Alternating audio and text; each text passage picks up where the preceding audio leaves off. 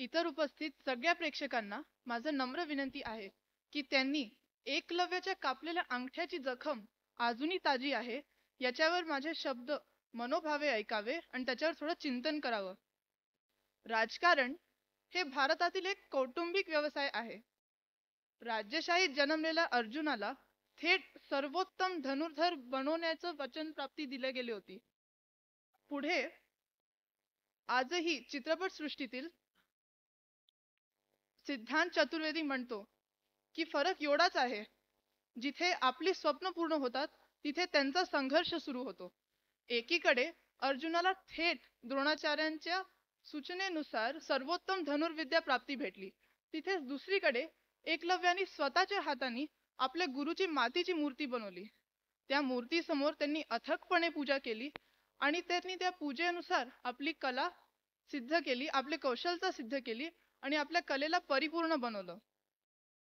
तिसरं म्हणजे अजूनही न्याय व्यवस्थातील अलाहाबाद हायकोर्टातील न्यायाधीश रामनाथ पांडे यांनी व्यक्त केलं आहे, माझ्या गेल्या 34 वर्षाच्या सेवेत मी अनेक कायद्याचे काही ज्ञान नसलेल्या लोकांना न्यायाधीश म्हणून नियुक्त होताना बघितलं आहे. जिथे भुंकणाऱ्या कुत्र्याच्या काळजात अर्जुनाचा बाण गेला, तिथेच एकलव्याच्या बाणांनी कौशलतेने त्या कुत्र्याच्या मुखाला बंद केलं आणि त्या कुत्र्याला काही हानी न करता त्याचं भुंकणंही दूर केलं. हेच असे 3 उदाहरण आहेत जेणेकरून आपल्याला कळतं की कसे त्या काळातही आणि आजच्याही काळात आपल्यात घराणेशाहीचा खूप अतिरेक आहे. आजही राजकारणात मुख्यमंत्री इतर सक्षम उमेदवारांपेक्षा स्वतःच्या पुत्रांना प्राधान्य देतात, जेणेकरून ते त्या उमेदवारांच्या क्षमतेला चिरडून टाकतातच, शिवाय त्यांच्यात सुडाची भावनेला उत्पन्न करतात. ही सुडाची भावना घेऊन आपल्या क्षमतेनुसार जे आपल्या हक्काचं आहे हे प्राप्त करण्यासाठी हे उमेदवार पुढे निष्ठा बदलतात आणि हे निष्ठा बदलल्यामुळेच राजकारणात आज संघर्ष होतो. अशा उदाहरणातूनच आपल्याला कळतं की कशी घराणेशाही हे प्रथम कारण होतं जेणेकरून द्रोणाचार्यांनी एकलव्याचं अंगठ्याची बळी घेतली. हेच प्रथम कारण होतं ज्याच्यामुळे एकलव्याच्या अंगठ्याची जखम अजूनही ताजी आहे. याच्या व्यतिरिक्त दुसरं कारण हे होतं जातीवर आधारित शिक्षणाची विभाजनी.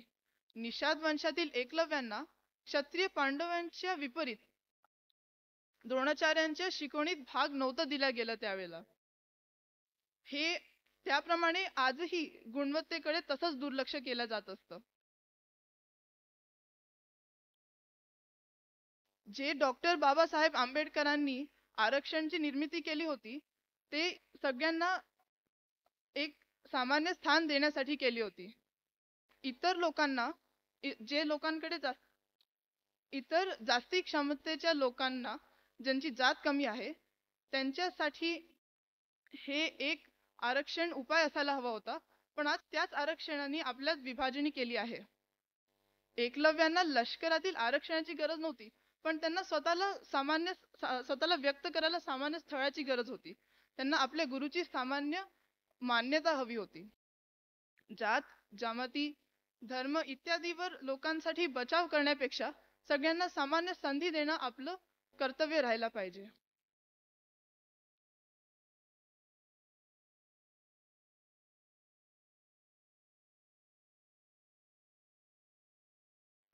जे डॉक्टर बाबासाहेब आंबेडकरांनी आरक्षणाची निर्मिती केली होती ते सगळ्यांना ठराविक पाया देण्यासाठी केली होती नाही, आणि आजच्या राजनैतिक व्यवस्थेमुळे त्यांनी याच्यावर मत्तेशाही करून त्याचा मुद्दा मोडीत घातला आहे.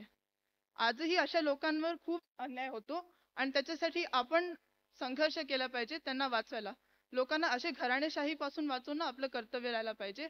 इथे मला विषय समाप्त करा.